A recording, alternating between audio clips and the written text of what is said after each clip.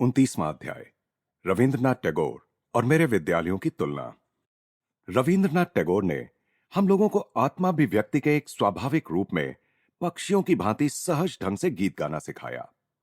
एक दिन प्रातःकाल जब मैंने रांची के अपने विद्यालय के एक 14 वर्षीय छात्र भोलानाथ के सुरीले गायन की प्रशंसा की तो उसने यह बात बताई। बीच बीच में वह गाता ही रहता था, चाहे उसे कोई गाने के लिए कहे या ना कहे, बस सुरीली तानों की झड़ी लगा देता था। मेरे विद्यालय में आने से पहले वह रविंद्रनाथ टैगोर के बोलपुर स्थित सुप्रसिद्ध शांति निकेतन विद्यालय का छात्र रहा था। मैंने उससे कहा, रविंद्रनाथ के गीत बचपन से मेरे होठों पर रहे हैं। सारे बंगालियों को, यहां तक कि अनपढ़ किसानों को भी उनकी मनोहारी कविताओं में आनंद आता है। भोला ने और मैंने साथ साथ टैगोर के कई ध्रुव पद गाए। उन्होंने हजारों भारतीय गीतों को संगीत में ढाला है, जिनमें से कुछ तो उनकी अपनी रचनाएं हैं और कुछ प्राचीन गीत हैं। हमारा गायन समाप्त होने के बाद मैंने कहा, साहित्य के लिए रविंद्रनाथ को नोबेल पुरस्कार मिलने के शीघ्र बाद ही मैं उनसे मिला था।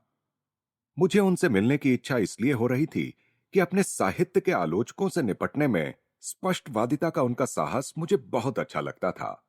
यह कहकर मैं हंस पड़ा। भोला का कुतूहल जाग उठा। उसने पूरी कहानी सुनने की उत्सुकता प्रकट की। मैंने बताना शुरू किया। बंगाली काव्य में नई शैली लाने के लिए विद्वानों ने टैगोर की कटु आलोचना की। उन्होंने पंडितों को अत्यंत प्रिय लगने वाले निर्धारित नियमों को ठुकराकर लोक भाषा की पदावली को शास्त्रीय पदावली के साथ मिला दिया। उनके गीतों में मन को छू लेने वाले शब्दों में गहन दार्शनिक सत्य होता है। प्रचलित साहित्यिक ढंग की उन्होंने कोई परवाह नहीं की। एक प्रतिष्ठित समालोचक ने अत्यंत द्वेष के साथ यह कहते हुए रविंद्रनाथ का उल्लेख किया, अपनी गुटरगू को छापकर 1 रुपए में बेचने वाला कपोत कवि। किंतु टैगोर को भी अपना बदला लेने का अवसर जल्दी ही मिल गया। अपनी गीतांजलि का उन्होंने स्वयं ही जब अंग्रेजी में अनुवाद किया तो संपूर्ण पाश्चात्य साहित्यिक जगत ने उनके चरणों में अपने श्रद्धा सुमन अर्पित कर दिए। एक पूरी रेलगाड़ी भरकर पंडित, जिनमें एक समय के उनके आलोचक भी शामिल थे, उनका अभिनंदन करने के लिए शांति निकेतन पहुंचे। जानबूझकर उन्हें काफी देर तक बिठाकर रखने के बाद ही रविंद्रनाथ उनसे मिले और फिर निर्विकार भाव से मौन रहकर उनकी प्रशंसा सुनते रहे। अंततः आलोचना के उनके ही प्रचलित अस्त्र को उन्होंने उन्हीं की ओर मोड़ दिया। उन्होंने कहा, सज्जनों, आप जिन गौरव सुरभियों की वर्षा यहां मुझ पर कर रहे हैं, उसमें आपकी गतकालीन घृणा की दुर्गंध भी विसंगत रूप से मिली हुई है। मेरे नोबेल पुरस्कार मिलने और आप लोगों की प्रखर प्रशंसात्मक बुद्धि के अचानक जागृत होने के बीच कहीं कोई संबंध तो नहीं। मैं तो अभी भी वही कवि हूं जिसने आप लोगों को तब बड़ा ही नाराज कर दिया था जब मैंने प्रथम बार बंगाल मंदिर में अपने विनम्र काव्य सुमन अर्पित किए थे। समाचार पत्रों ने टैगोर द्वारा सुनाई गई निर्भीक फटकार का वृतांत प्रकाशित किया। चापलूसी से सम्मोहित न हुए उस पुरुष के स्पष्टवादी शब्द मुझे बहुत पसंद आए। कोलकाता में रविंद्रनाथ के सेक्रेटरी श्री CF एंड्रूज ने मेरा उनसे परिचय करा दिया। मैं जब वहां गया तो श्री एंड्रूज केवल एक बंगाली धोती पहने हुए थे। वे टैगोर का उल्लेख प्रेम से गुरुदेव कहकर करते थे। रविंद्रनाथ ने शिष्टता पूर्वक मेरा स्वागत किया।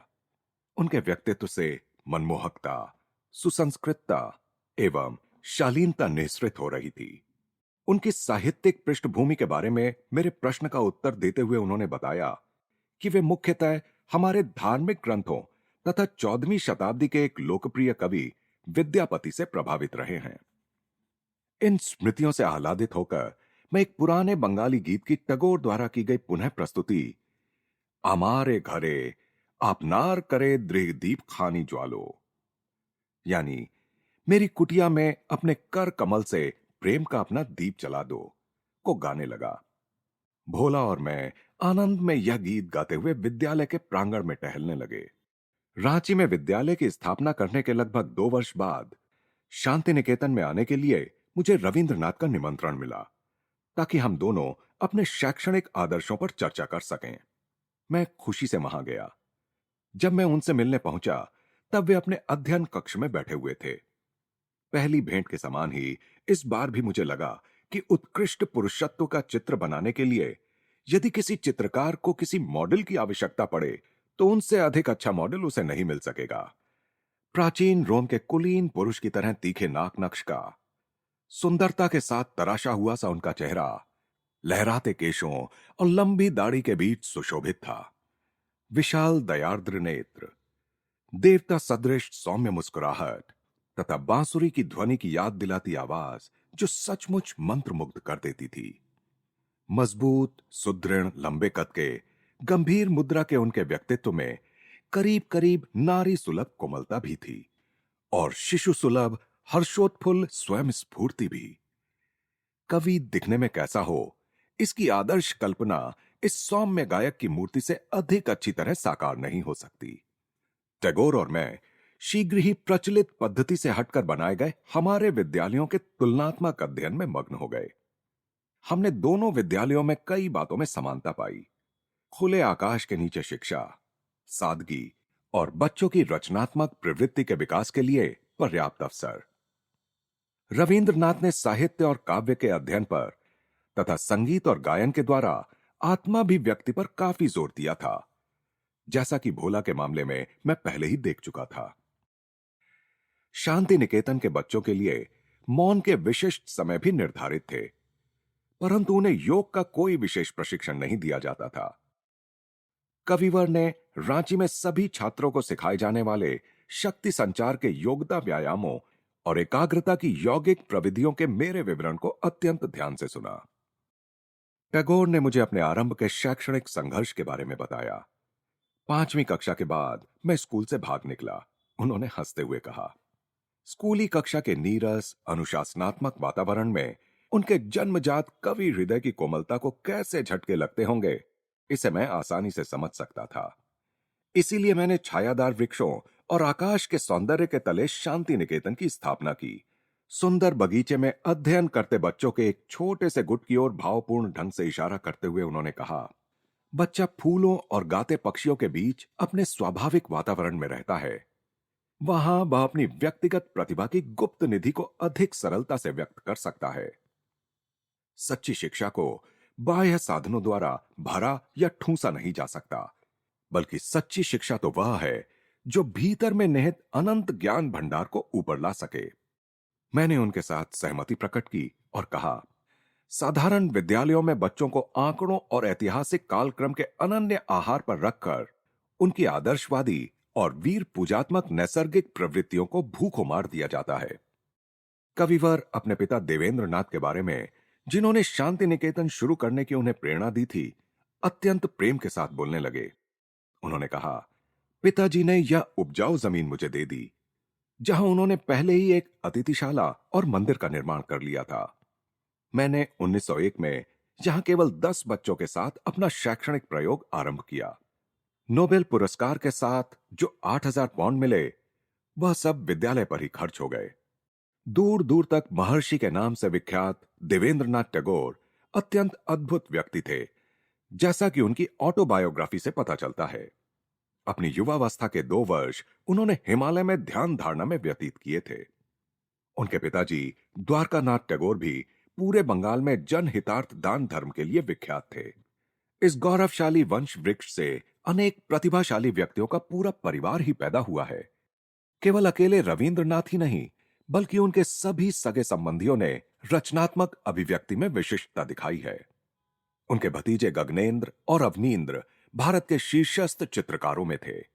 रविंद्रनाथ के भाई द्विजेंद्र एक दार्शनिक थे, जिनसे पक्षी और जंगली पशु भी प्रेम करते थे। रविंद्रनाथ ने मुझसे एक रात अतिथिशाला में रहने का आग्रह किया। शाम को आंगन में बैठे कविवर और बच्चों के दृश्य ने मेरा मन मोह लिया। मैं अतीत काल में पहुंच गया। मेरे सामने प्रस्तुत दृश्य प्राचीन काल के किसी आश्रम की तरह लग रहा था। आनंद में विभोर गायक और उसके चारों ओर बैठे उसके भक्तजन सभी दिव्य प्रेम के प्रभा मंडल से घिरे हुए। टैगोर मित्रता की प्रत्येक गांठ मनोमाधुर्य के धागे से बांधते थे। वे कभी भी अपनी बात पर जोर नहीं देते थे, एक दुर्निवार्य आकर्षण शक्ति से खींचकर हृदय जीत लेते थे। ईश्वर के उद्यान में खिला हुआ काव्य का यह दुर्लभ पुष्प दूसरों को एक नैसर्गिक सुगंध से आकर्षित कर लेता था। अपनी मधुर आवाज में रविंद्रनाथ ने हमें अपनी कुछ अति उत्कृष्ट नवरचित कविताएं पढ़कर सुनाई। अपने विद्यार्थियों को आनंद देने के लिए रचे गए उनके अधिकांश गीतों एवं नाटकों की रचना उन्होंने शांति निकेतन में ही की। मेरी दृष्टि में उनके पद्यों की सुंदरता इसमें है कि लगभग प्रत्येक छंद में ईश्वर के नाम का उल्लेख किए बिना ईश्वर का जिक्र करने की उनकी अद्भुत कला उनमें प्रकट होती है। उन्होंने लिखा है, सुरेर घोरे आपना के जाई भूले, बंधु बोले डाकी मोर प्रभु के। अर्थात गाने के आनंद में मैं अपने को इतना भूल जाता हूं कि आपको भी मित्र कहने लगता हूं, जो मेरे प्रभु हैं। दूसरे दिन दोपहर के भोजन के पश्चात मैंने अनिच्छापूर्वक ही कविवर से विदा ली। मुझे इस बात का आनंद है कि उनका छोटा सा विद्यालय अब एक अंतर्राष्ट्रीय विश्वविद्यालय विश्व भारती बन गया है, जहां अनेक देशों के छात्रों को आदर्श वातावरण प्राप्त होता है, जहां चित्त भयमुक्त और सिर ऊंचा हो, जहां ज्ञान मुक्त हो, जहां विश्व संकीर्ण आपसी दीवारों से छोटे छोटे टुकड़ों में न बटा हो, जहां शब्द सत्य की गहराइयों से आते हों, जहां अथक कर्मधारा अपने हाथ पूर्णता की ओर फैलाती हो, जहां विचारों का निर्मल स्रोत तुच्छ आचारों की रुक्ष मरुभूमि की बालू में खो न गया हो, जहां मन को अब निरंतर विस्तारित होते विचार एवं कर्म में ले जाते हों, उस मुक्ति के स्वर्ग में हे मेरे परमपिता, मेरे देश को जागृत करो। रविंद्रनाथ टैगोर। 30वां अध्याय, चमत्कारों का नियम। महान उपन्यासकार लियो टॉल्स्टॉय ने एक अत्यंत रोचक कथा लिखी थी, तीन वैरागी। उनके मित्र निकोलस रोरिच ने उसे संक्षेप में इस प्रकार प्रस्तुत किया। एक द्वीप पर तीन वृद्ध वैरागी रहते थे।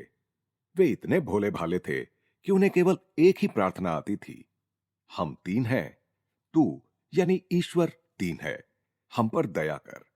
इस अत्यंत सीधी सादी प्रार्थना के समय महान चमत्कार प्रकट होते थे। वहां के बिशप ने इन तीन वैरागियों और उनकी अस्वीकार्य प्रार्थना के बारे में सुना और उसने उन्हें धर्म नियमों के अनुसार अधिकृत प्रार्थना सिखाने के लिए उनके पास जाने का निश्चय किया।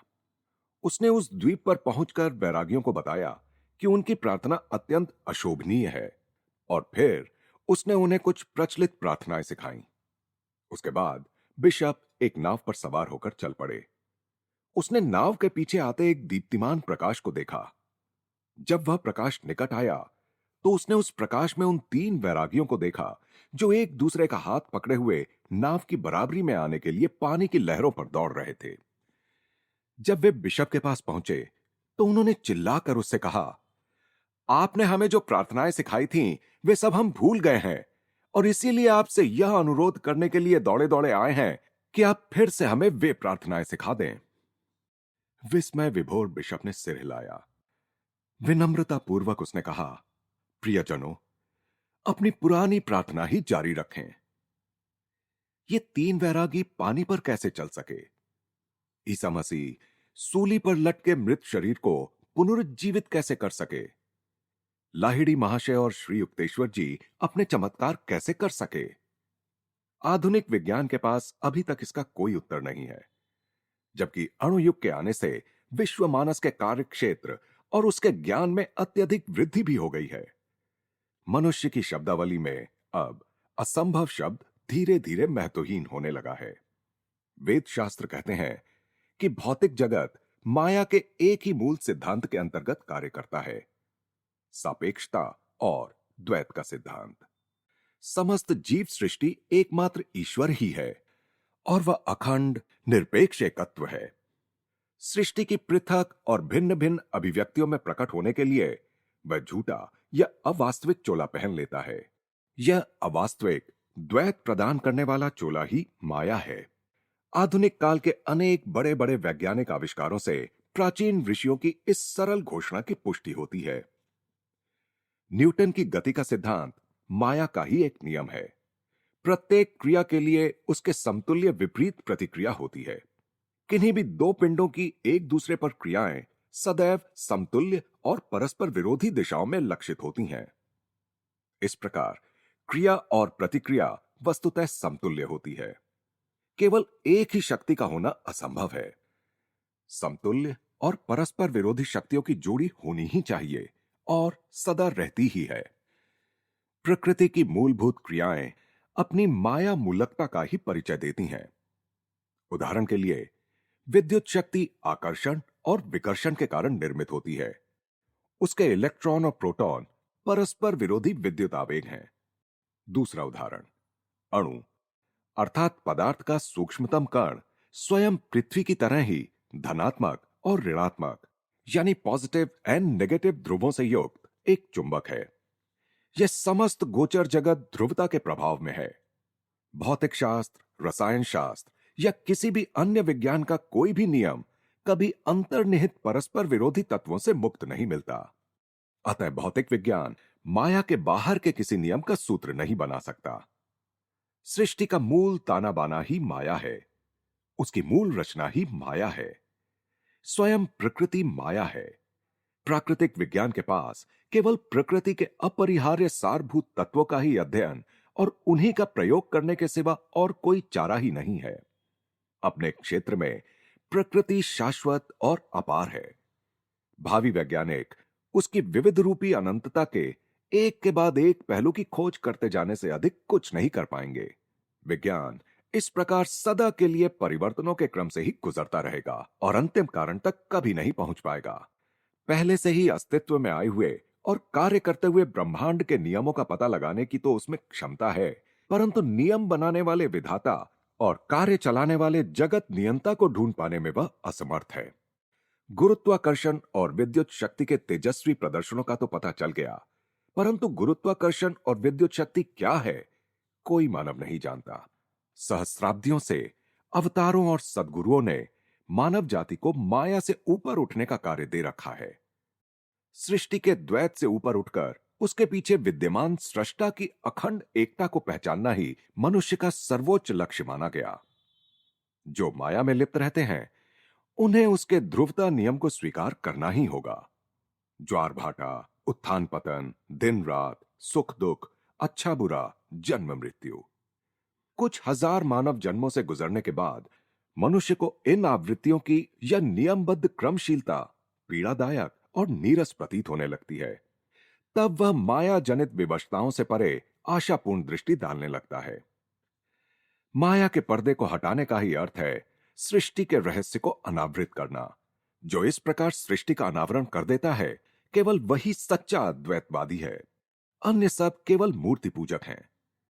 जब तक मनुष्य प्रकृति की द्वयात्मक भ्रांतियों में उलझा रहता है, तब तक छल कपटी माया ही उसकी आराध्य देवी होती है और वह एकमात्र सच्चे ईश्वर को नहीं जान सकता। विश्व माया मनुष्यों में अविद्या यानी अज्ञान और भ्रम के रूप में प्रकट होती है।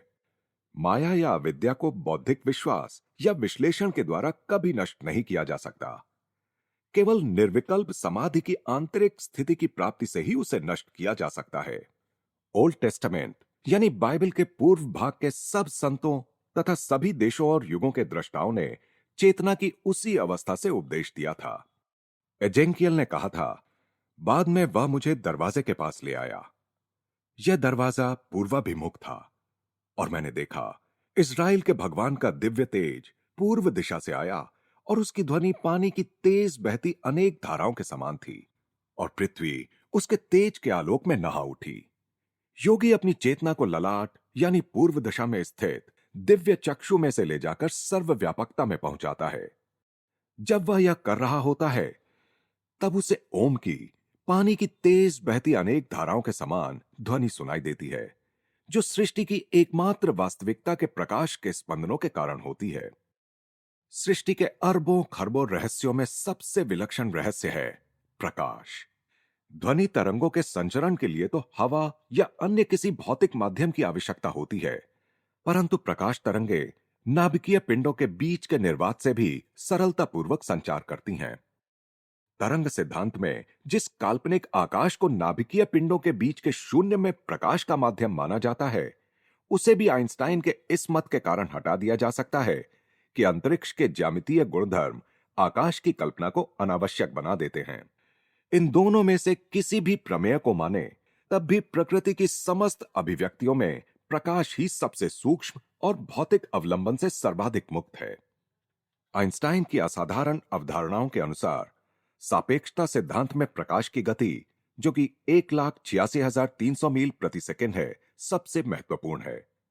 वे गणित द्वारा सिद्ध करते हैं कि जहां तक मानव के सीमित मन का संबंध है, इस नित्य परिवर्तनशील ब्रह्मांड में केवल प्रकाश की गति ही अपरिवर्तनशील है, कि केवल वही निरपेक्ष स्थिरांक है। केवल प्रकाश के इस निरपेक्ष स्थिरांक पर ही मनुष्य के समय एवं दूरी के सारे मापदंड निर्भर हैं। अब तक दुर्बोध रूप से शाश्वत समझे जाने वाले समय और दूरी, यानी काल और देश भी सापेक्ष और सीमित घटक हैं। उनके माप का औचित्य केवल प्रकाश गति के संदर्भ में है। परिमाणात्मक सापेक्षता यानी डायमेंशनल रिलेटिविटी में अंतरिक्ष के साथ समय के आ जाने से समय का सच्चा स्वरूप भी सामने आ गया है कि वह केवल संदिग्धता के अलावा कुछ नहीं। कुछ ही समीकरणों को प्रस्तुत कर आइंस्टाइन ने एक प्रकाश को छोड़कर विश्व के सारे तथाकथित निश्चित तथ्यों का उन्मूलन कर दिया। बाद में जब आइंस्टाइन ने अपना एकीकृत क्षेत्र सिद्धांत यानी यूनिफाइड फील्ड थ्योरी प्रस्तुत किया, तो उसमें उन्होंने एक ही गणितीय सूत्र में गुरुत्वाकर्षण नियम तथा विद्युत चुंबकत्व नियम को अंतर्भूत करने का प्रयास किया। इस प्रकार ब्रह्मांड की रचना को एक ही नियम के प्रकारांतर के सिद्धांत में लाकर आइंस्टाइन युग युगों को पार कर उन ऋषियों की श्रेणी में जा पहुंचे हैं जिन्होंने सृष्टि का एक ही आधार होने की घोषणा की थी, नित्य परिवर्तनशील माया। इस युगांतरकारी सापेक्षता सिद्धांत से सूक्ष्मतम परमाणु के अनुसंधान की गणितीय संभावनाएं जाग उठी हैं। अब बड़े बड़े वैज्ञानिक दृढ़ता के साथ न केवल यह कहने की हिम्मत कर रहे हैं कि अणु पदार्थ नहीं बल्कि शक्ति है, वरन वे यह भी कह रहे हैं कि आणविक ऊर्जा का स्वरूप मूलतः मनोमय है। Sir Arthur Stanley Eddington the nature of the physical world नामक पुस्तक में लिखते हैं, यह बात अब पूरी तरह समझ में आ चुकी है कि भौतिक विज्ञान केवल परछाइयों के जगत से संबंधित है, और यही अपने आप में एक महत्वपूर्ण प्रगति है। भौतिक विज्ञान के क्षेत्र में हम परिचित जीवन नाट्य की परछाइयों के खेल मात्र का अवलोकन करते हैं। मेरे हाथ की छाया टेबल की छाया पर टिकी हुई है और स्याही की छाया कागज की छाया पर अंकित हो रही है। यह सब प्रतीकात्मक है और भौतिक विज्ञानी इसे प्रतीक के रूप में ही रहने देता है, परंतु रसायन शास्त्री मन प्रतीकों को उनके मूल स्वरूप में परिवर्तित कर देता है। मोटे तौर पर इस सब का निष्कर्ष यह निकलता है कि इस जगत का सारा प्रपंच केवल मनोमय है, यानी मन जिस तत्व से बना है उसी तत्व से बना है। हाल में बनाए गए इलेक्ट्रॉन माइक्रोस्कोप से यह निश्चित प्रमाण मिल चुका है कि परमाणुओं का मूल स्वरूप प्रकाश है और प्रकृति में द्वैत अनिवार्य है। द न्यूयॉर्क टाइम्स ने American association for the advancement of science की एक सभा के समक्ष 1937 में दिखाए गए इलेक्ट्रॉन माइक्रोस्कोप के एक प्रयोग का विवरण इस प्रकार प्रकाशित किया था। अब तक एक्स किरणों द्वारा परोक्ष रूप से ही जाने जा सकने वाले टंगस्टन की रचना का रवेदार यानी क्रिस्टलाइन स्वरूप एक प्रतिदीप्त पर्दे पर स्पष्ट रूप से प्रकट हुआ, जिसमें 9 अणु अपने अपने अचूक स्थानों में स्थित दिखाई दे रहे थे। अणुओं की यह रचना घन यानी क्यूब आकार में थी, जिसमें घन के हर कोने में एक एक अणु था तथा केंद्र में एक। पर्दे पर दिखाई दे रही टंगस्टन की केलास यानी क्रिस्टल लैटिस में स्थित अणु प्रकाश बिंदुओं के रूप में दिखाई दे रहे थे, जो एक विशिष्ट ज्यामितीय रचना में स्थित थे। कैलाश के इस प्रकाश के घन के चारों ओर हवा के अणु पानी पर झिलमिलाती सूर्य किरणों के समान नाचते प्रकाश बिंदुओं के रूप में दिखाई दे रहे थे। न्यूयॉर्क की बेल टेलीफोन लेबोरेटरीज के डॉक्टर क्लिंटन जे डेविसन तथा डॉक्टर लेस्टर एच जर्मर ने 1927 में सर्वप्रथम इलेक्ट्रॉन माइक्रोस्कोप के सिद्धांत का आविष्कार किया, जिन्होंने यह देखा कि इलेक्ट्रॉन के अस्तित्व के 2 पहलू हैं। उसमें स्वतंत्र कण के भी गुण हैं और तरंग के भी गुण हैं। तरंग गुणों के कारण ही इसमें प्रकाश का स्वभाव है, और इस खोज के साथ ही किसी ऐसी युक्ति की खोज शुरू हुई जिससे इलेक्ट्रॉनों को एक बिंदु पर फोकस किया जा सके, जैसे लेंस के माध्यम से प्रकाश को फोकस किया जाता है। इलेक्ट्रॉन की द्विमुखी गुणात्मकता के आविष्कार के लिए, जिससे यह स्पष्ट हो गया कि समस्त भौतिक जगत द्विगुणात्मक है, डॉक्टर डेविसन को भौतिक विज्ञान में नोबेल पुरस्कार से सम्मानित किया गया। द मिस्टीरियस यूनिवर्स में सर जेम्स जीन्स लिखते हैं, ज्ञान का प्रवाह अब यंत्र विहीन वास्तविकता की ओर बहने लगा है। अब ब्रह्मांड एक विराट यंत्र नहीं बल्कि एक विराट विचार प्रतीत होने लगा है। इस प्रकार 20वीं सदी का विज्ञान प्राचीन वेदों की भाषा बोलने लगा है। अतः यदि आध्यात्मिक शिक्षा द्वारा नहीं तो विज्ञान द्वारा ही सही, मनुष्य को यह दार्शनिक सत्य समझ लेना चाहिए कि भौतिक जगत नाम की कोई चीज ही नहीं है। उसका ताना बाना भी केवल भ्रम है, माया है। विश्लेषण करने पर उसकी सत्यता की मृग मरीचिकाएं विलुप्त हो जाती हैं। भौतिक जगत की सत्यता के प्रति आश्वस्त करने वाले आधार जैसे जैसे मनुष्य के सामने ढहने लगते हैं, वैसे वैसे मिथ्या जगत में आस्था रखने की अपनी भूल का उसे कुछ कुछ एहसास होने लगता है। और यह बात भी उसकी समझ में कुछ कुछ आने लगती है कि उसने प्रभु की उस आज्ञा का उल्लंघन किया है कि तुम मेरे सिवा और किसी को ईश्वर नहीं मानोगे। पदार्थ के द्रव्यमान यानी मास और ऊर्जा यानी एनर्जी की समतुल्यता दर्शाने वाले अपने सुविख्यात समीकरण में आइंस्टाइन ने यह सिद्ध किया है कि पदार्थ के किसी भी कण में निहित ऊर्जा उसके द्रव्यमान या वजन के साथ प्रकाश गति के वर्ग के गुणनफल के बराबर होती है। पदार्थ कणों के विनाश द्वारा आणविक ऊर्जाओं को मुक्त किया जाता है। पदार्थ की मृत्यु ने एक आणविक युग को जन्म दिया है। गणित में प्रकाश गति इसलिए प्रतिमान या स्थिरांक नहीं है कि 1,86,300 मील प्रति सेकंड की संख्या स्वयं पूर्ण है, बल्कि इसलिए है कि कोई भी पदार्थ पिंड कभी उस गति को प्राप्त नहीं कर सकता, क्योंकि उसकी गति के साथ उसका द्रव्यमान यानी मास बढ़ता जाता है। दूसरे शब्दों में कहें तो केवल ऐसा पदार्थ पिंड प्रकाश की गति के साथ जा सकता है जिसका द्रव्यमान अनंत हो। यह संकल्पना हमें चमत्कारों के नियम के द्वार पर लाकर खड़ा कर देती है। जो सिद्धजन अपने शरीर को तथा अन्य वस्तुओं को प्रकट या अदृश्य कर देने की, प्रकाश की गति से संचार करने की और सृजन क्षम प्रकाश किरणों का उपयोग कर किसी भी वस्तु को तत्क्षण मूर्त रूप देने की शक्ति रखते हैं, उन्होंने इस विहित शर्त को पूरा कर दिया होता है। उनका द्रव्यमान अनंत होता है। सिद्ध योगी की चेतना उसके छोटे से शरीर से बंधी ना रहकर अनायास ही ब्रह्मांड की रचना के साथ तद्रूप हो जाती है। गुरुत्वाकर्षण के कारण सभी भौतिक पदार्थ भार युक्त होते हैं, परंतु यह गुरुत्वाकर्षण, फिर चाहे न्यूटन उसे शक्ति कहें या आइंस्टाइन उसे जड़ता की अभिव्यक्ति कहें, किसी सिद्ध को भार का गुणधर्म व्यक्त करने के लिए विवश करने में असमर्थ है। जो स्वयं को सर्वव्यापी परम तत्व के रूप में जान जाता है, वह फिर काल और देश की सीमा में आबद्ध नहीं रहता। आबद्ध कर रखने वाली सीमाओं के सारे घेरे अहम ब्रह्मास्मि के तेज में विलुप्त हो जाते हैं। प्रकाश हो और प्रकाश हो गया। सृष्टि की रचना में ईश्वर के प्रथम आदेश से सृष्टि का आधार तत्व प्रकाश अस्तित्व में आ गया। इस अलौकिक माध्यम यानी प्रकाश की किरणों पर ही ईश्वर की सारी अभिव्यक्तियां मूर्त होती हैं।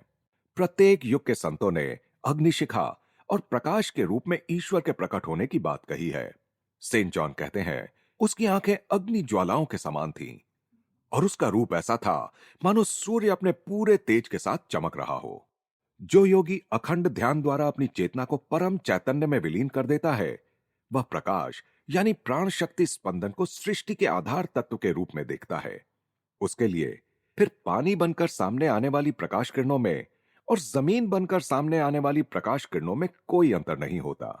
पदार्थ चेतना से और भौतिक जगत के 3 आयामों से तथा काल के चौथे आयाम से मुक्त होकर सिद्ध पुरुष अपने प्रकाश शरीर को पृथ्वी, जल, अग्नि और वायु की प्रकाश किरणों के बीच से या उनके ऊपर से आसानी के साथ कहीं भी ले जा सकता है।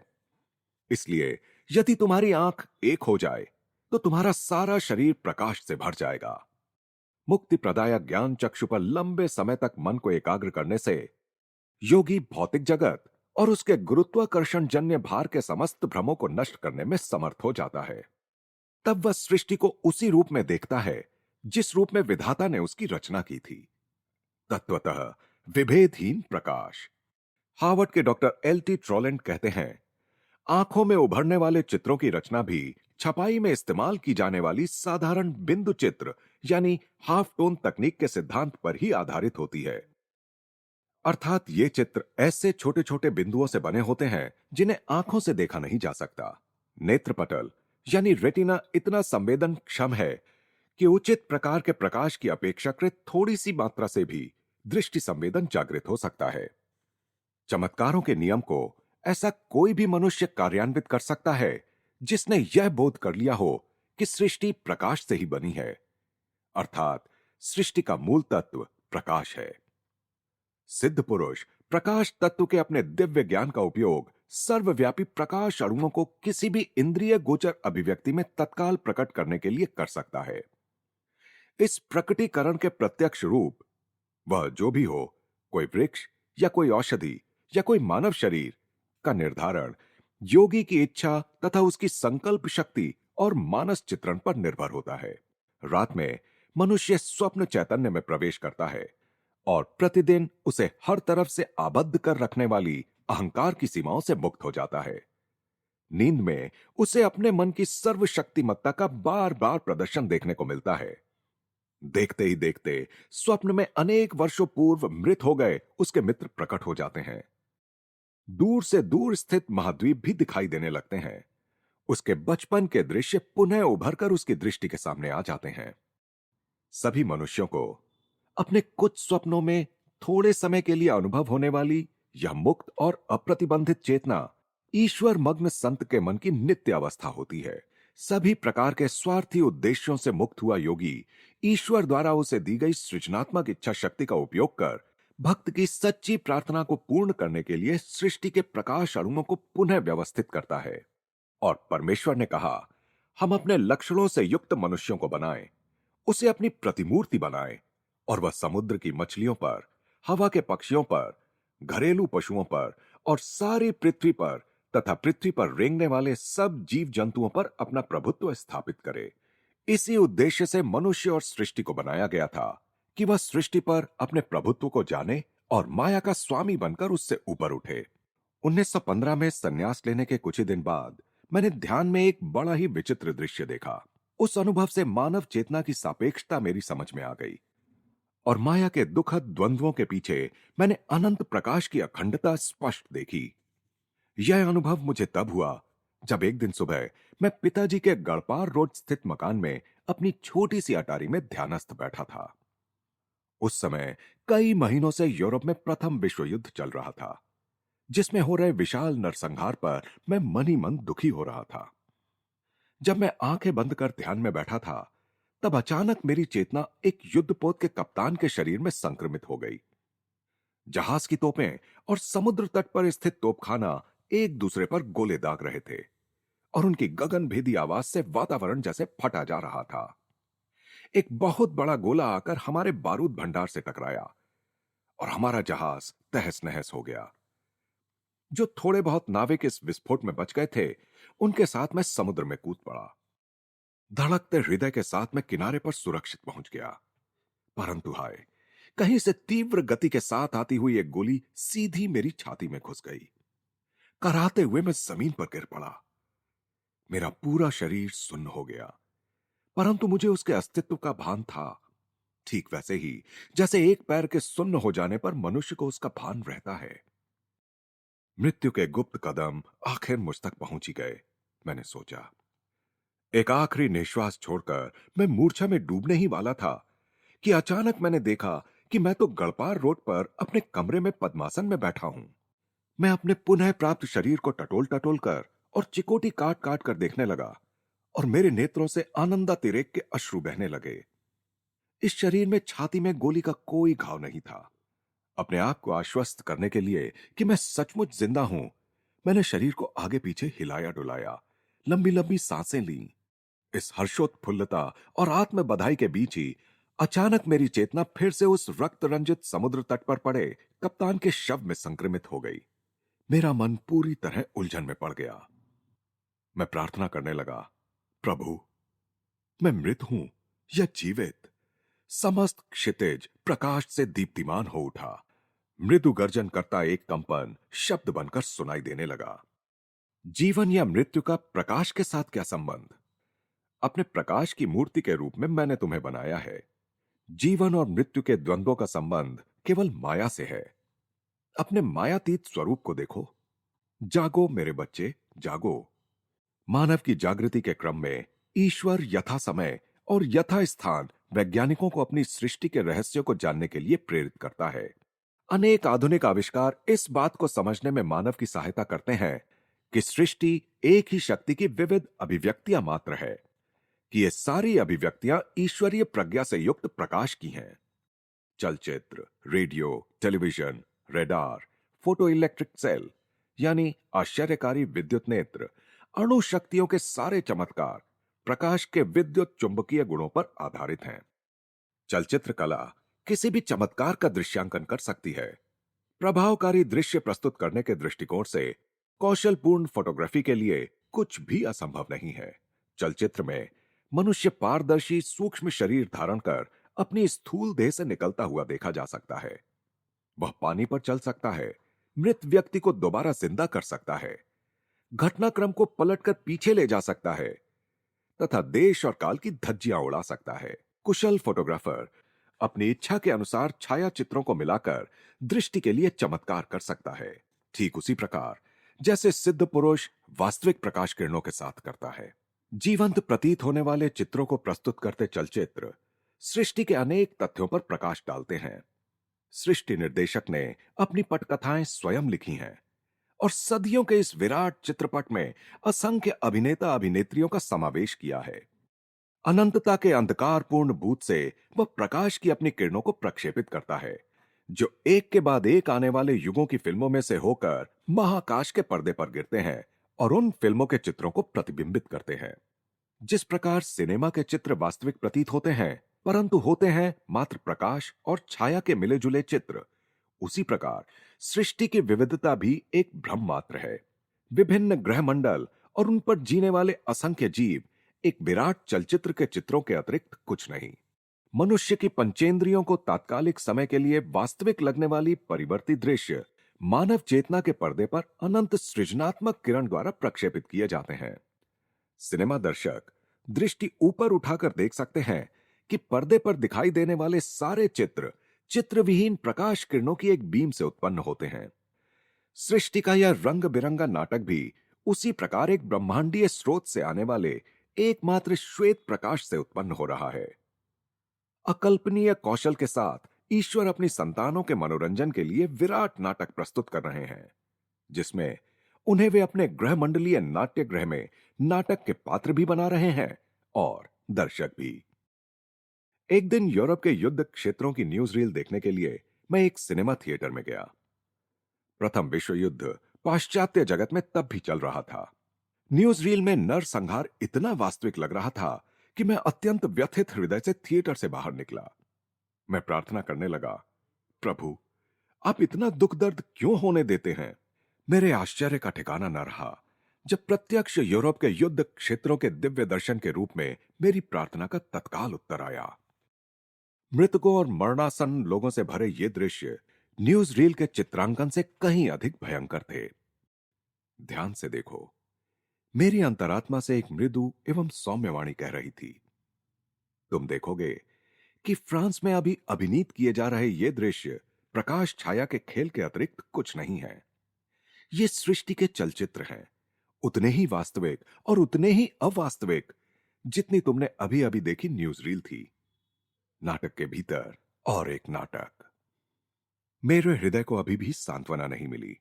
दिव्यवाणी आगे कहती गई, सृष्टि प्रकाश और छाया दोनों ही है, अन्यथा कोई चित्र संभव नहीं हो सकता। माया के भले एवं बुरे गुण बारी बारी से एक दूसरे पर हावी होते रहते हैं। इसी संसार में यदि अखंड आनंद प्राप्त हो जाए तो क्या मनुष्य किसी दूसरे लोक की कामना करेगा? दुख दर्द मिले बिना तो वह इस बात को याद करने की भी कोशिश नहीं करता कि उसने अपना नित्य धाम त्याग दिया है। दुख उसे यह याद दिलाने के लिए चुभोया जाने वाला एक शूल है। दुख से बचने का उपाय ज्ञान है। मृत्यु की विभीषिका मिथ्या है, अवास्तविक है। जो लोग उसके नाम से कांप उठते हैं वे नाटक के उस नासमझ नट के समान हैं जो उस पर पिस्तौल से नकली गोली दागी जाने पर भी भय के मारे मंच पर ही मर जाता है।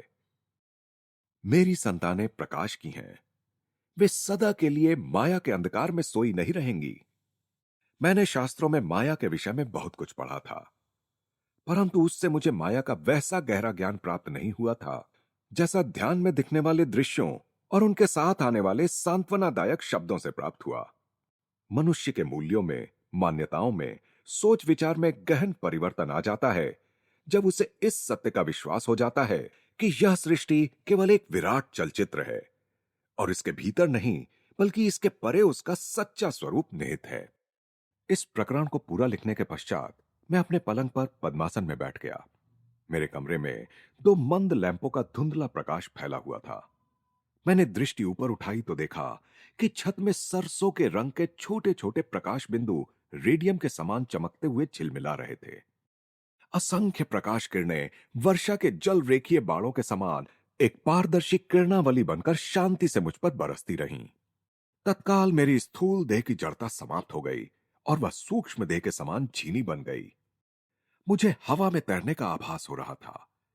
मेरा भारहीन शरीर पलंग का नाम मात्र का स्पर्श करते हुए बारी बारी से दाहिने बाएं सरकने लगा। मैंने कमरे में दृष्टि दौड़ाई। दीवारें और सारा फर्नीचर अपनी अपनी जगह यथास्थित था, परंतु प्रकाश की अल्प किरणावली इतनी विस्तृत और व्यापक हो गई थी कि अब छत नजर ही नहीं आ रही थी। मैं विस्मित हो गया, मानो उस प्रकाश से ही एक आवाज आई, सृष्टि के चलचित्र की बनावट ऐसी ही है। पलंग पर बिछी तुम्हारी चादर के सफेद पर्दे पर अपना प्रकाश स्तंभ प्रक्षेपित कर वह तुम्हारे शरीर के चित्र को उत्पन्न कर रही है। देखो, तुम्हारा यह शरीर प्रकाश के अतिरिक्त कुछ भी नहीं है। मैंने अपने हाथों की ओर देखा और उन्हें आगे पीछे हिलाया, परंतु उनमें मुझे किसी वजन का अनुभव नहीं हुआ। मैं परमानंद में विभोर हो उठा। मेरे शरीर के रूप में खिल उठने वाला महाव्योम के प्रकाश का स्तंभ प्रकाश के उस स्तंभ का दिव्य प्रतिरूप प्रतीत हो रहा था जो सिनेमा थिएटर के प्रोजेक्शन बूथ से निकलकर पर्दे पर चित्रों को प्रकट कर देता है। लंबे समय तक मैं अपने कमरे के मंद प्रकाश युक्त थिएटर में अपने शरीर का यह चलचित्र अनुभव करता रहा। ध्यान में और ध्यान के अतिरिक्त भी मुझे अनेकानेक दर्शन हुए हैं, परंतु यह उन सब से पूर्णतः निराला था। जब मेरे ठोस शरीर का भ्रम पूर्णतः विलुप्त हो गया और जब इस बात का ज्ञान गहराई तक मेरी चेतना में उतर गया कि सभी वस्तुओं का सार केवल प्रकाश ही है, तो मैंने दृष्टि उठाकर ऊपर प्राणाणुओं की उस धड़कती धारा की ओर देखा और उससे याचना करने लगा, हे दिव्य प्रकाश, कृपा करके मेरे इस तुच्छ शरीर के चित्र को अपने में वापस समा लो, जैसे एलाइजा को प्रकाश के रथ पर स्वर्ग में वापस ले लिया गया था। निश्चय ही यह प्रार्थना कुछ हड़बड़ा देने वाली थी। वह प्रकाश स्तंभ अदृश्य हो गया। मेरे शरीर ने अपना सामान्य वजन धारण कर लिया, जिससे वह बिस्तर को नीचे दबाते हुए बैठ गया। छत में झिलमिला रहे प्रकाश बिंदु टिमटिमाए और अदृश्य हो गए। स्पष्ट था कि अभी मेरा इस संसार से जाने का समय नहीं आया था। और फिर दार्शनिक दृष्टिकोण अपनाते हुए मैंने सोचा, मेरी इस दृष्टता से एलाइजा भी तो नाराज हो जाते। इस अध्याय में वर्णित चमत्कारों के नियम से संबंधित विवरण इस प्रकार है। सामान्यतः चमत्कार उस कार्य या घटना को माना जाता है जिसके पीछे कोई नियम ना हो या जो सभी नियमों से परे हो, परंतु अत्यंत सुनिश्चित रूप से चलने वाली हमारी सृष्टि में सभी घटनाएं नियम के आधार पर ही घटित होती हैं और उनके पीछे कार्य करने वाले नियम की व्याख्या भी की जा सकती है। सिद्ध पुरुषों की तथाकथित चमत्कारी शक्तियां चेतना के आंतरिक विश्व में क्रियाशील सूक्ष्म नियमों के बारे में उनके पूर्ण ज्ञान के स्वाभाविक परिणाम हैं। वस्तुतः किसी भी बात को सही अर्थ में चमत्कार कहा ही नहीं जा सकता, सिवाय इसके कि गहन अर्थ में सब कुछ चमत्कार ही है। हम में से प्रत्येक का एक अत्यंत जटिल रचना युक्त शरीर में आबद्ध होना और अंतरिक्ष में ग्रह तारों के बीच तेजी से भ्रमण करती इस पृथ्वी पर रहने के लिए छोड़ा जाना, या इससे अधिक चमत्कार भी कोई है? ईसा मसीह और लाहिड़ी महाशय जैसे महान गुरुजन सामान्यतः अनेक चमत्कार करते हैं। ऐसे गुरुओं को मानव जाति के लिए बहुत बड़ा और कठिन आध्यात्मिक कार्य संपादन करना होता है और दुखी जनों की चमत्कारिक रीति से सहायता करना उस कार्य का एक हिस्सा प्रतीत होता है। असाध्य रोगों के एवं अति गहन मानवीय समस्याओं के निराकरण में दैवी हस्तक्षेप की आवश्यकता पड़ती है। जब एक अमीर ने ईसा मसीह से केपरनौम नामक स्थान में मरणासन्न पड़े अपने पुत्र को ठीक करने की प्रार्थना की, तो ईसा ने व्यंग्यात्मक ढंग से कहा, जब तक तुम प्रमाण और चमत्कार न देखो तुम विश्वास नहीं करोगे। परंतु फिर आगे उन्होंने कहा, तुम अपने रास्ते चल पड़ो, तुम्हारा पुत्र बच जाएगा। John 4:46-54 Bible. इस प्रकरण में मैंने माया का अर्थात गोचर जगत में निहित जादुई शक्ति का वैदिक स्पष्टीकरण दिया है। पाश्चात्य विज्ञान ने इस बात का पता लगा लिया है कि अणुयुक्त पदार्थ जगत में अवास्तविकता का जादू व्याप्त है, परंतु केवल प्रकृति ही नहीं बल्कि मनुष्य अपने मर्त्य रूप में भी माया के या सापेक्षता सिद्धांत के परस्पर विरोधाभास के, द्वैत के, उत्क्रमण के, परस्पर विरोधी अवस्थाओं के अधीन है। यह नहीं सोचना चाहिए कि माया के सत्य का ज्ञान केवल ऋषियों को ही हुआ था। बाइबल के ओल्ड टेस्टामेंट में वर्णित सिद्ध जन माया को शैतान कहते थे, जिसका हिब्रू भाषा में शब्दशः अर्थ है विरोधी। ग्रीक टेस्टामेंट में शैतान के पर्यायवाची शब्द डायबोलस या डेविल का प्रयोग किया गया है। माया या शैतान वह विराट जादूगर है जो एकमात्र निराकार अस्तित्व को छुपाने के लिए अनेक रूप साकार कर देता है। ईश्वर की योजना या लीला में माया या शैतान का एकमात्र कार्य है मनुष्य को परम तत्व से पदार्थ जगत की ओर, सत्य से मिथ्या की ओर मोड़ने का प्रयास करना। ईसा मसीह ने माया का डेविल, हत्यारे एवं झूठ बोलने वाले के रूप में सुंदर वर्णन किया है। डेविल शुरू से ही हत्यारा है। सत्य में वह कभी नहीं रहा क्योंकि उसमें सत्य है ही नहीं।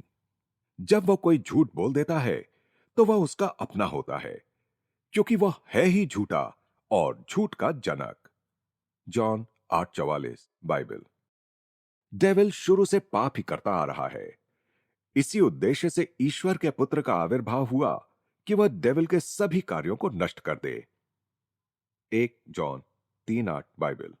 अर्थात मनुष्य के अपने भीतर क्राइस्ट चैतन्य यानी कूटस्थ चैतन्य का आविर्भाव जो अनायासी सारे भ्रमों को या डेविल के सभी कार्यों को नष्ट कर देता है।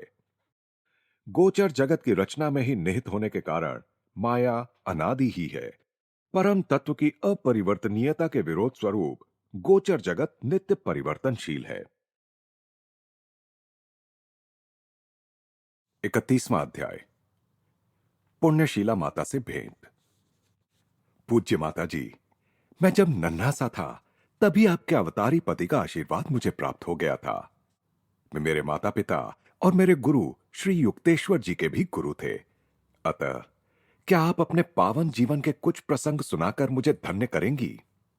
मैं लाहिड़ी महाशय की धर्मपत्नी श्रीमती काशीमणि से बात कर रहा था। मैं थोड़े समय के लिए बनारस में था, अतः इस पूज्य महिला से मिलने की अपनी चिरकालीन आकांक्षा पूर्ण कर रहा था। बनारस के गरुड़ेश्वर मोहल्ले में लाहिड़ी परिवार के घर में उन्होंने अत्यंत प्रेम के साथ मेरा स्वागत किया। वृद्ध होने पर भी वे कमल की तरह खिली हुई थीं। आध्यात्मिक सुगंध उनसे निःसृत होती थी।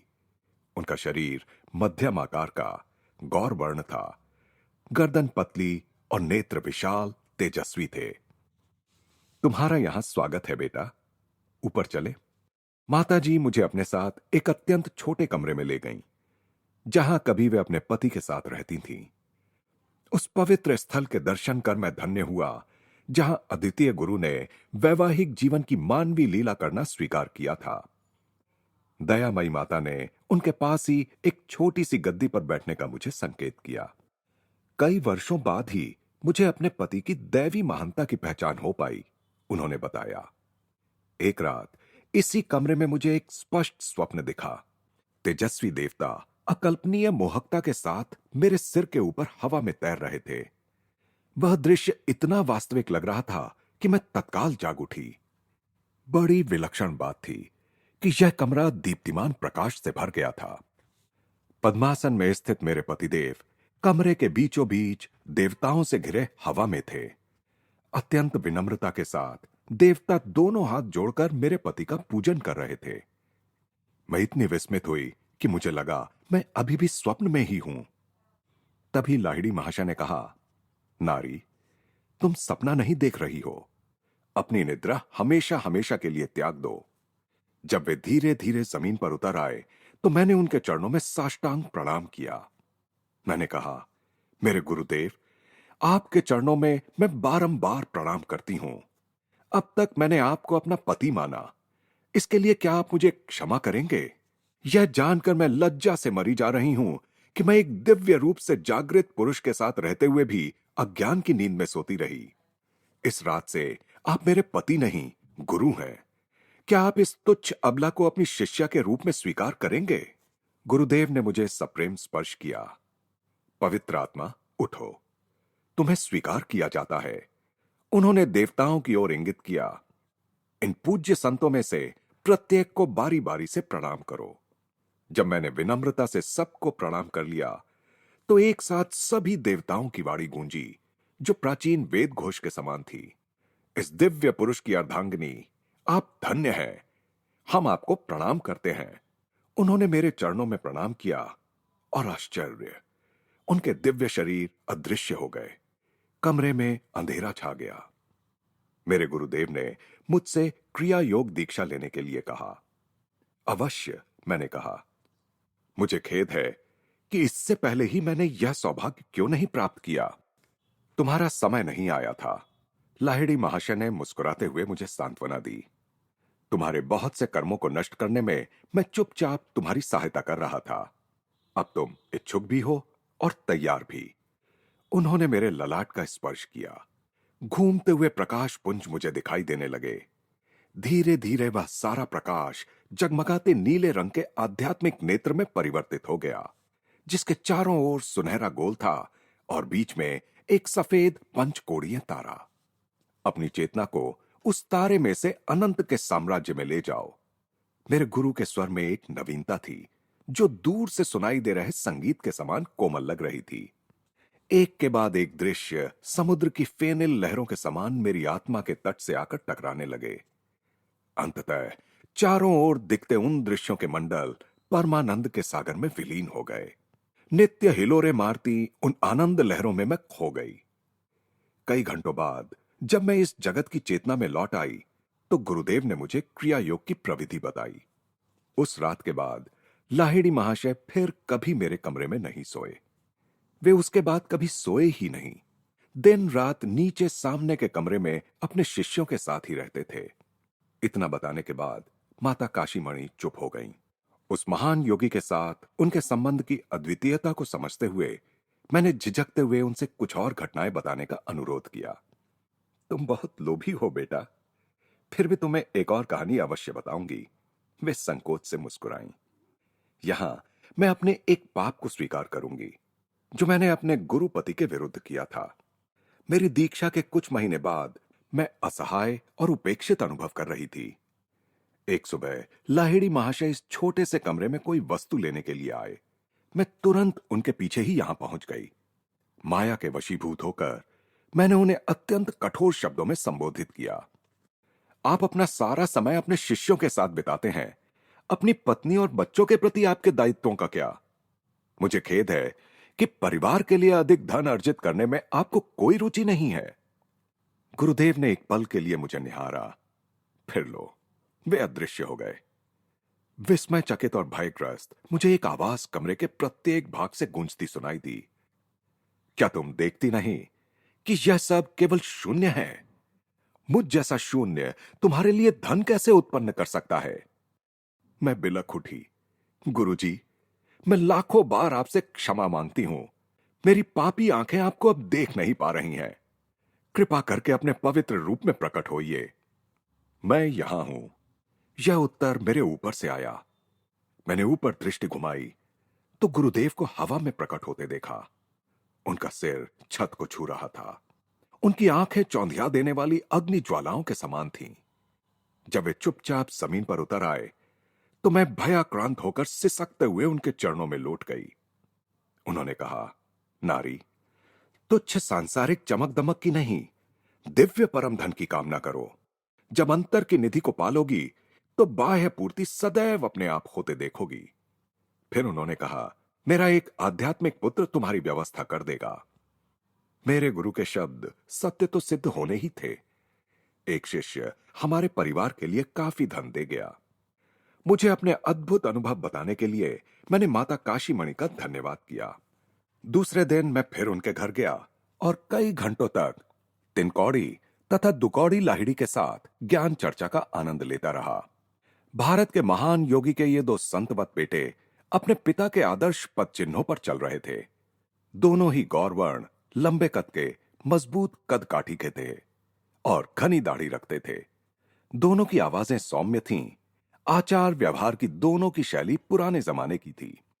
लाहिड़ी महाशय की पत्नी ही उनकी एकमात्र शिष्या नहीं थीं। सैकड़ों अन्य महिलाएं भी उनकी शिष्याएं थीं, जिनमें से एक मेरी मां भी थी। एक बार एक शिष्या ने लाहिड़ी महाशय से उनकी एक फोटो मांगी। उन्होंने उसे एक फोटो देते हुए कहा, तुम इसे यदि अपना रक्षा कवच मानोगी तो यह रक्षा कवच ही सिद्ध होगा, नहीं तो यह एक चित्र मात्र ही रहेगा। कुछ दिन बाद वही शिष्या लाहिड़ी महाशय की बहू के साथ एक टेबल के पास बैठकर भगवत गीता का अध्ययन कर रही थी। टेबल के पीछे लाहिड़ी महाशय की वह फोटो टंगी हुई थी। अचानक भयंकर आंधी शुरू हुई और बिजलियां कड़कड़ाने लगीं। लाहिड़ी महाशय, हमारी रक्षा कीजिए। दोनों महिलाएं फोटो के सामने नतमस्तक हो गईं। तभी टेबल पर पड़ी पुस्तक पर बिजली गिरी। उन दोनों को कोई चोट नहीं पहुंची। उस शिष्या ने बाद में बताया, मुझे ऐसा लगा मानो उस तीव्र उष्णता से बचाने के लिए मेरे चारों ओर बर्फ की परतें खड़ी कर दी गई थीं। लाहिड़ी महाशय ने अपनी एक शिष्या अभया से संबंधित दो चमत्कार किए थे। एक दिन अभया अपने पति के साथ, जो कोलकाता में वकील थे, गुरु दर्शन के लिए काशी जाने घर से चल पड़ी। अत्यंत व्यस्त यातायात के कारण उनकी घोड़ा गाड़ी को स्टेशन पहुंचने में विलंब हुआ। वे लोग जिस समय हावड़ा स्टेशन पर पहुंचे, उस समय काशी जाने वाली ट्रेन छूटने के लिए सीटी दे रही थी। अभया टिकट घर के पास चुपचाप खड़ी हो गई। लाहिड़ी महाशय, मैं आपसे प्रार्थना करती हूं कि इस गाड़ी को कृपा करके रोकिए। वह मन ही मन प्रार्थना कर रही थी। आपके दर्शन के लिए और एक दिन रुकने की कसक मैं सहन नहीं कर सकती। छुक छुक करती गाड़ी के चक्के गोल गोल घूमते रहे, पर गाड़ी आगे नहीं बढ़ी। गाड़ी का ड्राइवर और यात्रीगण यह अद्भुत घटना देखने के लिए प्लेटफॉर्म पर उतर पड़े। रेलवे का एक अंग्रेज गार्ड अभया और उसके पति के पास आया। सारी मान्यताओं के विपरीत उसने अपनी सेवाएं दी। उसने कहा, बाबू, पैसा मुझे दीजिए, मैं आपके टिकट लेता हूं, तब तक आप लोग गाड़ी में चढ़िए। जैसे ही वह दंपत्ति गाड़ी में बैठ गए और उनके टिकट उनके हाथ में आ गए, ट्रेन धीरे धीरे आगे बढ़ने लगी। जल्दी जल्दी में ड्राइवर और यात्रीगण अपनी अपनी जगह की ओर दौड़ पड़े। उनमें से कोई यह समझ नहीं सका कि गाड़ी अचानक कैसे चल पड़ी, और पहली बात तो वह रुकी ही क्यों थी। काशी में लाहिड़ी महाशय के घर पहुंचने पर अभया ने चुपचाप लाहिड़ी महाशय के आगे साष्टांग प्रणिपात किया और उनके चरण स्पर्श करने लगी। तभी लाहिड़ी महाशय बोल पड़े, अपने आप को संभालो अभया। मुझे कष्ट देने में तुम्हें कितना आनंद आता है, जैसे कि तुम यहां अगली गाड़ी से आ ही नहीं सकती थीं। अभया एक अन्य स्मरणीय अवसर पर लाहिड़ी महाशय के पास आई थी। इस बार उसे उनकी मध्यस्थता ट्रेन के लिए नहीं, बल्कि संतान के लिए चाहिए थी। मैं आपसे प्रार्थना करती हूं कि मेरी 9वीं संतान बच जाए, उसने कहा। मुझे 8 बच्चे हुए और सभी जन्म के शीघ्र बाद ही मर गए। लाहिड़ी महाशय सहानुभूतिपूर्वक मुस्कुराए। तुम्हारी होने वाली संतान बच जाएगी। मेरे निर्देशों का अत्यंत सावधानी से पालन करना। यह संतान एक बच्ची होगी और इसका जन्म रात को होगा। इस बात का ध्यान रखना कि तेल का दिया सूर्योदय तक जलता रहे। बीच में सो मत जाना, जिससे दिए को बुझने का अवसर मिल जाए। ठीक जैसा कि सर्वज्ञ गुरु ने पहले ही देख लिया था, अभया को बच्ची ही हुई और उसका जन्म रात को ही हुआ। अभया ने अपनी दाई को दिए में तेल डालते रहने के लिए कह रखा था। दोनों महिलाओं ने करीब भोर तक जागकर अनिवार्य पहरा रखा, परंतु आखिर सो गईं। दिए का तेल लगभग समाप्त ही हो गया था। उसकी ज्योत मंद होकर फड़फड़ा रही थी। कमरे के द्वार की कुंडी खुल गई और जोर की आवाज के साथ दरवाजा खुल गया। चकित महिलाएं जाग गईं। उनकी आश्चर्यचकित आंखों ने लाहिड़ी महाशय के स्वरूप को देखा। अभया, देखो, दिया लगभग बुझ ही गया है। उन्होंने दिए की ओर इशारा किया, जिसमें दाई तुरंत तेल डालने लगी। जैसे ही दिए की लौ तेज हो गई, लाहिड़ी महाशय अंतर्धान हो गए। दरवाजा अपने आप बंद हो गया। कुंडी बिना किसी दृश्यमान साधन के अपने आप लग गई। अभया की 9वीं संतान बच गई। 1935 में जब मैंने उसके बारे में पूछताछ की, तब भी वह जीवित थी। लाहिड़ी महाशय के एक शिष्य आदरणीय श्री काली कुमार राय ने मुझे गुरु के साथ बिताए अपने जीवन के अनेक रोचक प्रसंग सुनाए थे। राय ने मुझे बताया, मैं प्रायः वाराणसी में लाहिड़ी महाशय के घर कई सप्ताहों तक अतिथि बनकर रहता था। मैं देखा करता था कि अनेक साधु संत, दंडी स्वामी आदि रात्रि की नीरवता में गुरुदेव के चरणों में बैठने के लिए आते थे। कभी कभी वे ध्यान की या दार्शनिक तत्वों की चर्चा भी छेड़ देते थे। अरुणोदय के आसपास वे सब महात्मागण वहां से प्रस्थान करते थे। मैं जब जब भी वहां रहा, तब तब मैंने देखा कि लाहिड़ी महाशय एक बार भी कभी सोने के लिए नहीं लेटे। गुरुदेव के साथ संबंध के प्रारंभिक काल में मुझे अपने मालिक का विरोध सहना पड़ा। मेरे मालिक घोर भौतिकवादी थे। अपने कर्मचारियों में मुझे कट्टर धर्मांध लोग नहीं चाहिए, वे तिरस्कार के साथ कहा करते थे। तुम्हारे पाखंडी गुरु से कभी मेरी मुलाकात हो गई तो मैं उसे कुछ ऐसा सुनाऊंगा कि उसे याद रहेगा। इस धमकी का मेरे नियमित कार्यक्रम पर कोई असर नहीं पड़ा। मैं प्रायः प्रत्येक शाम अपने गुरु की सेवा में व्यतीत करता। एक शाम मेरे मालिक मेरे पीछे पीछे आए और धृष्टता से लाहिड़ी महाशय की बैठक में घुस गए। बेशक वे अपने कथन के अनुसार लाहिड़ी महाशय को कुछ उल्टा सीधा कहने के लिए ही आए थे।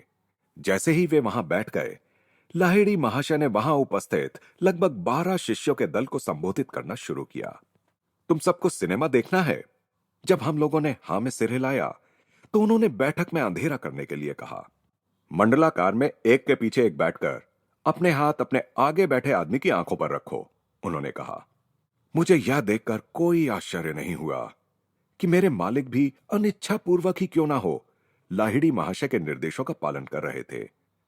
कुछ क्षण बीतने के बाद लाहिड़ी महाशय ने हमसे पूछा कि हमें क्या दिखाई दे रहा था। मैंने उत्तर दिया, गुरुदेव, एक सुंदर स्त्री दिख रही है। उसने लाल किनारे की साड़ी पहन रखी है। वह समुद्र सोक की बेल के पास खड़ी है। अन्य सब शिष्यों ने भी यही वर्णन किया। गुरुदेव मेरे मालिक की ओर मुड़े। क्या आप उस स्त्री को पहचानते हैं? जी। स्पष्ट प्रतीत हो रहा था कि वे उन भावनाओं से जूझ रहे थे जो उनके स्वभाव के लिए नई थीं। घर में साध्वी पत्नी के होते हुए भी मैं मूर्खों की तरह उस पर अपना धन लुटा रहा हूं। मैं जिस उद्देश्य से यहां आया था उसके लिए बहुत शर्मिंदा हूं। क्या आप क्षमा कर शिष्य रूप में मुझे स्वीकार करेंगे? तुम यदि 6 महीनों तक सदाचारपूर्ण जीवन व्यतीत करोगे तो मैं तुम्हें स्वीकार कर लूंगा।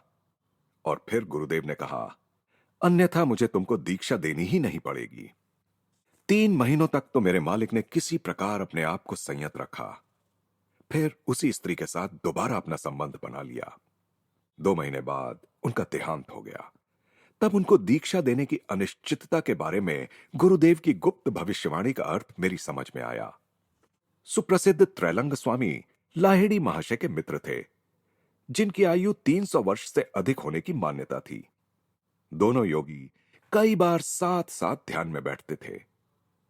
त्रैलंग स्वामी की ख्याति इतनी दूर तक फैली हुई थी कि शायद ही कोई हिंदू कभी उनके विस्मयकारी चमत्कारों की किसी कहानी पर संदेह करता। यदि ईसा मसीह वापस धरती पर लौटें और न्यूयॉर्क की सड़कों पर अपनी अलौकिक शक्तियों का प्रदर्शन करते घूमें, तो लोगों में वही श्रद्धा और विस्मयाकुलता उत्पन्न होगी जो कुछ ही दशकों पहले वाराणसी की भीड़ भरी गलियों से गुजरते हुए त्रैलंग स्वामी ने उत्पन्न की थी। वे उन सिद्ध पुरुषों में से थे जिन्होंने समय के क्षयकारी प्रभाव के विरुद्ध भारत को मजबूत बना रखा है। कई बार देखा गया कि घातक विषों को पीने पर भी त्रैलंग स्वामी पर उनका कोई असर नहीं हुआ। हजारों लोगों ने, जिनमें से कुछ आज भी जीवित हैं, त्रैलंग स्वामी को गंगा के पानी के ऊपर तिरते देखा है। कई कई दिनों तक वे पानी के ऊपर बैठे रहते या बहुत दिनों तक लहरों के नीचे छिपे रहते। भारतीय सूर्य की निर्दयी धूप में मणिकर्णिका घाट के दहकते प्रस्तर खंडों पर निश्चल अवस्था में त्रैलंग स्वामी की निर्वस्त्र मूर्ति दिखाई देना एक सामान्य सी बात थी। इन असाधारण कृतियों से त्रैलंग स्वामी लोगों को यह सिखाना चाहते थे कि मानव जीवन का ऑक्सीजन या किन्हीं विशेष परिस्थितियों और सावधानियों पर निर्भर रहना आवश्यक नहीं है। चाहे योगीराज पानी के ऊपर रहते हों या पानी के नीचे, चाहे उनका शरीर उग्र सूर्य किरणों को ललकारता हो या नहीं, उन्होंने यह सिद्ध कर दिया कि वे ईश चैतन्य के द्वारा जीते थे मृत्यु उनका स्पर्श नहीं कर सकती थी।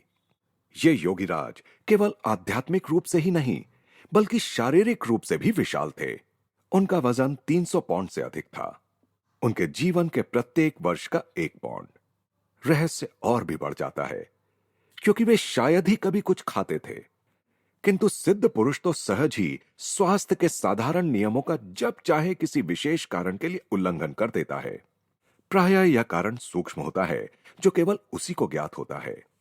जो महान संत विश्व माया के स्वप्न से जाग जाते हैं और इस सत्य को पहचान लेते हैं कि यह विश्व तो ईश्वर के मन की केवल एक कल्पना है, वे शरीर के साथ जो चाहे कर सकते हैं, क्योंकि उन्हें यह ज्ञान हो जाता है कि शरीर ऊर्जा का केवल एक ऐसा घनीभूत या संघनित रूप है जिसमें जैसा चाहे परिवर्तन किया जा सकता है।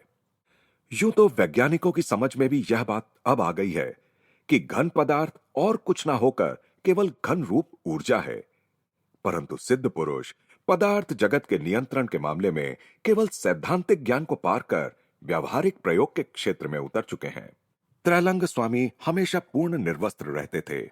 वाराणसी की त्रस्त पुलिस उन्हें बौखलाने वाले शरारती बच्चे के समान मानने लगी थी। प्राकृतिक अवस्था में रहना उनके लिए सहजात था। ईडन के गार्डन में रहने वाले प्रथम मानव आदम की भांति ही उन्हें भी अपनी नग्नावस्था का भान नहीं था, परंतु पुलिस को पूरा भान था और उन्होंने उन्हें पकड़कर जेल में डाल दिया। इससे पुलिस ही मुश्किल में पड़ गई। त्रैलंग स्वामी की महाकाय देह शीघ्र ही अपनी संपूर्ण नित सामान्य अवस्था में जेल की छत पर दिखाई देने लगी। उनकी कोठरी पर लगा ताला ज्यों का त्यों था। वे बाहर कैसे निकले, किसी को समझ नहीं आ रहा था। हतोत्साहित पुलिस अधिकारियों ने एक बार फिर अपना कर्तव्य पूरा किया। इस बार उनकी कोठरी के सामने एक सिपाही को भी खड़ा कर दिया गया। सत्य के सामने शक्ति को फिर एक बार मात खानी पड़ी। महान योगीराज शीघ्र ही अपने निश्चिंत भाव से छत पर टहलते दिखाई दिए। न्याय देवी आंखों पर पट्टी बांधे रहती हैं। त्रैलंग स्वामी के मामले में निरुत्तर हुई पुलिस ने न्याय देवी का ही अनुसरण करने का फैसला कर लिया। त्रैलंग स्वामी हमेशा मौन रहते थे। गोल गोल चेहरा और बड़े पीपे की तरह विशाल पेट होते हुए भी वे कभी कभी ही खाते थे। कई सप्ताहों तक निराहार रहने के बाद वे हांडियां भर भर कर भक्तों द्वारा अर्पित किया गया दही खाकर अपना उपवास तोड़ते। एक बार एक नास्तिक ने त्रैलंग स्वामी को पाखंडी सिद्ध करने का निश्चय किया। उसने दीवारों की सफेदी के लिए इस्तेमाल किया जाने वाला चूना घोलकर एक बाल्टी भर उनके सामने रख दिया। फिर उसने बड़ी श्रद्धा का ढोंग करते हुए कहा, महात्मन, मैं आपके लिए कुछ दही लाया हूं, कृपया इसे स्वीकार करें। त्रैलंग स्वामी ने बिना किसी हिचक के उस जलते हुए चूने के कई लीटर की आखिरी बूंद तक पी ली। कुछ ही मिनटों में वह कुकर्मी पीड़ा से छटपटाते हुए भूमि पर लौटने लगा। बचाइए स्वामी जी, बचाइए! वह चीखने लगा, मेरा शरीर जल रहा है, मेरी कुटिल परीक्षा के लिए क्षमा कर दीजिए। महान योगीराज ने अपना मौन भंग किया और कहा, शैतान, तुमने जब यह विष मुझे पीने के लिए दिया, तब तुम्हारी समझ में यह नहीं आया कि मेरा जीवन तुम्हारे जीवन के साथ एक है। यदि मुझे यह ज्ञान नहीं होता कि मेरे पेट में ईश्वर उसी तरह विद्यमान है जिस तरह वह ब्रह्मांड के हर अणु परमाणु में है, तब तो चूने के घोल ने मुझे मार ही डाला होता। अब तो कर्म का दैवी अर्थ तुम्हारी समझ में आ गया है, इसलिए फिर कभी किसी के साथ चाल चलने की कोशिश मत करना। त्रैलंग स्वामी के इन शब्दों के साथ ही वह पापी कष्ट मुक्त हो गया और चुपचाप वहां से चला गया। त्रैलंग स्वामी के बजाय उस आदमी पर पीड़ा का उलटना योगीराज की अपनी इच्छा के कारण नहीं हुआ था, बल्कि सृष्टि के दूर से दूर स्थित पिंडों के भी आधारभूत विधि के नियम के कार्यान्वित होने से हुआ था। त्रैलंग स्वामी जैसे आत्मदर्शी पुरुषों के मामले में यह नियम तत्क्षण कार्यान्वित हो जाता है, क्योंकि उन्होंने उसके कार्यान्वयन में बाधक अहंकार के एक दूसरे को काटने वाले प्रवाहों को पहले ही हमेशा के लिए नष्ट कर दिया होता है। ईश्वरीय न्याय की स्वयं चालित व्यवस्था, जो प्रायः अनपेक्षित प्रकार से प्रकट होती है, जैसा त्रैलंग स्वामी और उनका हत्यारा बनने जा रहे आदमी के मामले में हुआ, में विश्वास मानवीय अन्याय के प्रति हमारे उतावले क्रोध को शांत करता है। प्रतिशोध लेना मेरा काम है, प्रभु कहते हैं, मैं ही प्रतिशोध लूंगा। मानव के क्षुद्र साधनों की आवश्यकता ही क्या है? प्रतिशोध के लिए ब्रह्मांड स्वयं ही अपने आप व्यवस्था करता है। नासमझ लोग ईश्वरीय न्याय, प्रेम, सर्वज्ञता, अमृत आदि के होने की संभावनाओं पर विश्वास नहीं करते। शास्त्रों के ख्याली पुलाव, इस प्रकार के नासमझ दृष्टिकोण वाले लोगों को ब्रह्मांड के विराट प्रपंच के प्रति कोई आदर श्रद्धा नहीं रहती और अपने जीवन में वे ऐसी असंगत घटनाओं का चक्र शुरू कर देते हैं कि वही चक्र आखिर उन्हें विवेक और ज्ञान को ढूंढने पर विवश कर देता है। ईसा मसीह ने यरूशलेम में अपने विजय प्रवेश के अवसर पर ईश्वरीय विधान की सर्वशक्तिमत्ता के बारे में ही कहा था। जब उनके शिष्य और जन समुदाय हर्ष ध्वनि कर रहे थे और नारे लगा रहे थे, तो उन्होंने कहा, स्वर्ग में शांति और ईश्वर की महिमा हो। तो कुछ रूढ़िवादी फरीसियों ने इसे अशोभनीय दृश्य कहकर ईसा के पास जाकर इसका विरोध किया।